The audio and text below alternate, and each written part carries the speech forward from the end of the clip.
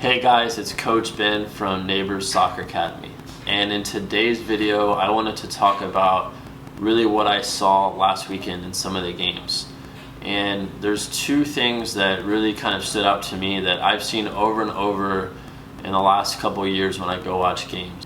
The first topic I want to talk about is when you don't have the ball, you need to move and get the ball.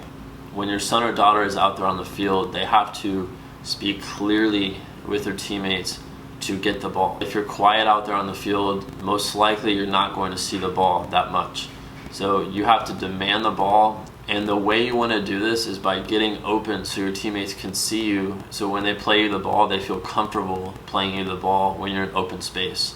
So if you're going to demand the ball, you have to speak loud and you have to get someone's attention. And you've probably seen this over and over, but normally when players get the ball at the youth level, they put their head down and they're not looking up the field. And when that happens, the chances of them passing the ball are very slim. So if you're demanding the ball, that's going to get that player's head up so they can see you. But if you don't say anything to your teammates, then they're probably not going to pass you the ball. So that's key point number one, is demand the ball. So the second point I wanted to talk about is setting the tone. And really what that means is right when the whistle blows, you have to be mentally and physically prepared to set the tone for the rest of the game. And I saw something really interesting in one of the games I saw, and this was like a under 18 game. There was a team from San Antonio playing a team from Houston. And within the first 30 seconds I saw this, and it's something I feel like every player should do. So the team from Houston had the ball and they gave the ball away, but as soon as they gave it away, they won it back and they challenged the ball very, very hard. I could tell the team from San Antonio was put back on their heels a little bit because of the way that the team from Houston challenged the ball. And really that set the tone for the rest of the game. I only got to stay for about 15 minutes, but the team from Houston scored 3 goals while I was there. And for me, growing up as a player, I had 2 older brothers who constantly would just beat up on me, and we would play a lot and they would never let me win. And that was really good for me growing up, because when I would play against players my own age, I would do the same to them. And what my brothers would do to me is anytime there would be a ball between me and them, they would just win it, and they knew they would win the ball. And I would always be hesitant trying to win the ball for them, because in my head I thought I would never win it.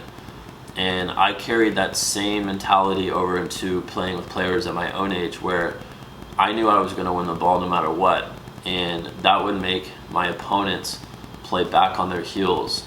And that always gave me the mental edge over anybody who I played. And this is something you can do in the first 30 seconds of the game or the first minute. But once you do it, you're going to have the mental edge over every player you play against.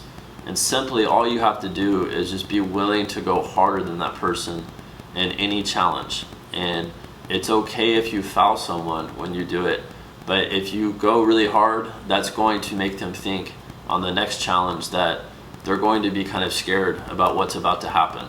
And this is something that's going to cause that player to back off of you when you have the ball, and it becomes kind of like a mental chess match. And normally if you go harder than the other person in the first couple of minutes, then you have the advantage throughout the rest of the game.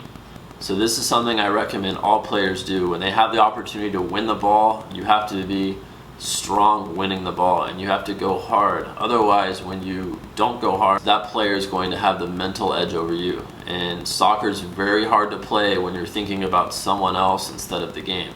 So this is something I recommend all players do. So the 2 things that I wanted to cover was opening up and setting the tone. So these are 2 things that all players can do going into their next game. So if you have any questions, you can comment below, or you can reach out to us at our website at naberssocceracademy.com. Thanks.